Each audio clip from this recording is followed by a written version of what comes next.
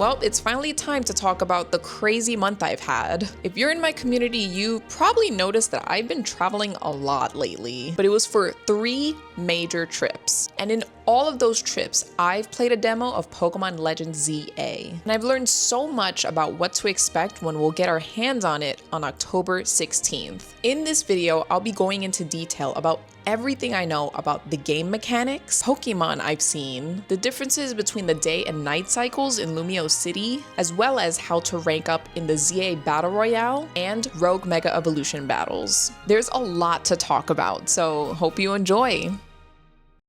The first 2 trips I'll be brief on. The first time I played Pokemon Legends ZA was during the Pokemon World Championships in Anaheim, California, where the Pokemon Company gave me free access to the event. I was able to play via the Warp Pipe Pass. And the demo is probably something you've seen already if you're on the internet. It's a basic tutorial that lasts 20 minutes total. 10 minutes you spend at night in Lumio City learning how to battle other trainers using the new Pokemon battling mechanics, and the last 10 minutes was a battle against a Mega Absol using a Lucario that AZ lends you. Now, I'm gonna be real. I've heard so many times over the years that Pokemon has seemed very slow. Previous games were basically just an A-button simulator where you would choose your moves and most of the time win if you know your matchups well. You didn't really have to think that much. Pokemon Legends ZA is the exact opposite. Battles are actually so fast in this game. Moving around with your Pokemon and telling them what attacks to use really feels like the anime, where your Pokemon can dodge around and retaliate with super effective moves. You sneak up on trainers, making sure that you're not in their line of sight,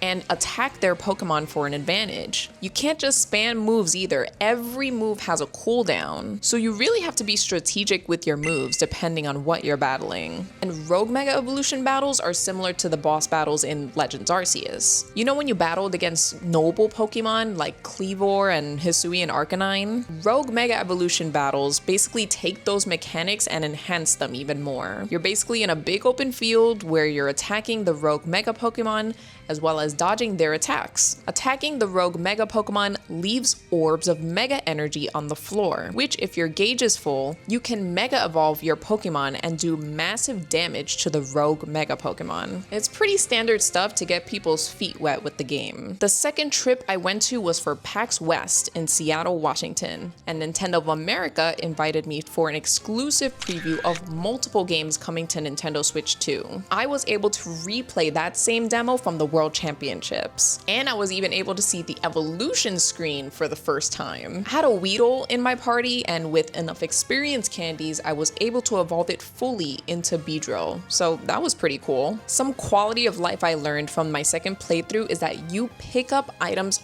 automatically when you're walking around in Lumio City. I remember playing Sword and Shield and Scarlet and Violet, and I would just constantly be pressing the A button picking up items as I move. And you don't have to do that in ZA. And when you're battling, a tip I'll throw in is that if a Pokemon's stats are raised or lowered, you can see the status of each Pokemon through the red or blue aura surrounding it. Stats raised or lowered are shown above an opposing Pokemon's head, and for your Pokemon, it's on the lower right, above its icon.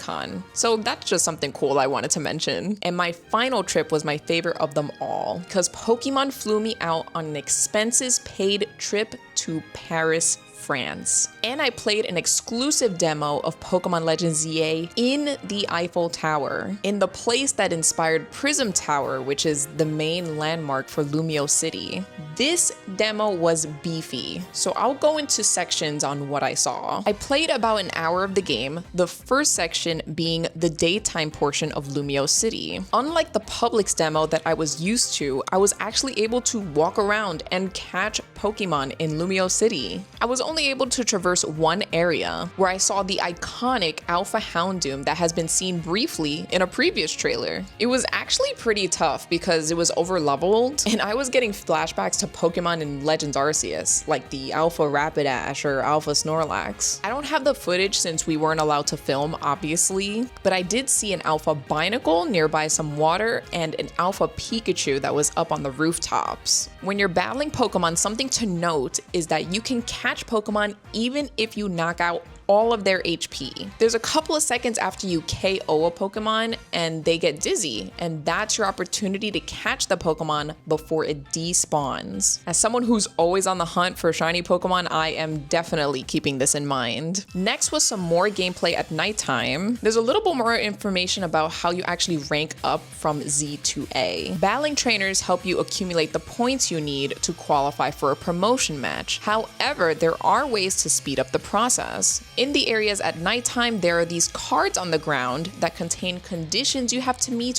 while battling a trainer in order to get extra points. For example, this card will give you 300 extra points if you one-hit KO a trainer's Pokemon in a surprise attack, and this one would net you more points if you sneak up and attack a trainer's Pokemon using a flying type move. And after we got the points we needed, it was time to move on to the promotional match. We battled against Waiter Rintaro, and he had a team of the Elemental Monkeys. Overall, it was a battle to see if you had the skills to rank up to the next level. Kind of similar to gym battles in a way. It was cool to battle in the restaurant he was working at, and when you win, you level up from rank W to rank V, which I thought that was pretty cool. I don't know, rank V, that's cool. And the final section of this demo was a battle against another rogue Mega Pokemon. But this time, it wasn't Absol. It was Mega Victreebel, the silliest fella you've ever seen in your life. But let me tell you, this was not a tutorial battle like the Absol in the World Championships. Mega Victreebel was praying for your downfall. I thought this battle was gonna be a pushover similar to Legends Arceus. But when I tell y'all, I didn't make it during this fight. I 100% got KO'd in my first battle against Mega Victreebel. There are a lot of hazards that Mega Victreebel has, like pools of poison on the ground that damage the trainer and your own Pokemon if you get into contact. Mega Victreebel also has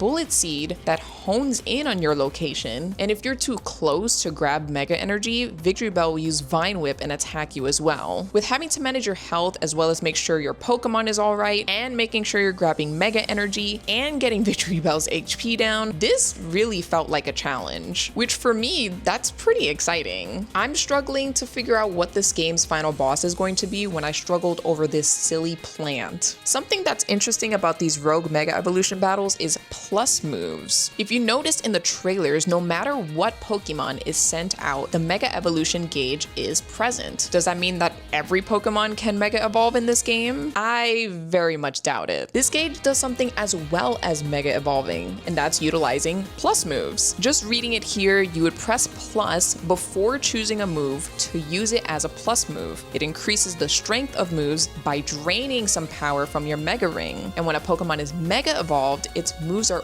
automatically used as plus moves. So it's just an extra boost to attacks that take up your Mega gauge, so any Pokemon can utilize the plus moves. Kind of reminds me of the strong style moves in Legends Arceus, where there's a boost in power at the cost of the move's power points. But yeah, that was the entirety of my demo experience. After playing through multiple demos, I can confidently say this is a huge improvement in comparison to Legends Arceus. Everything feels so fast-paced and smooth, and the crazy thing is we still don't know anything about the story. I'm very curious to what the game has to offer, and I will be playing this game day one on my Twitch channel, so be sure to follow so you don't miss it. I'll be talking more about my experience in depth with Steph with Anime in an episode of our podcast coming up this Friday. So subscribe to Baton Pass if you just want like an unfiltered talk about the game and our thoughts. And if you have any questions, please let me know in the comments. I would love to answer. But otherwise, we got roughly 3 weeks until we have this game in our hands, y'all. I am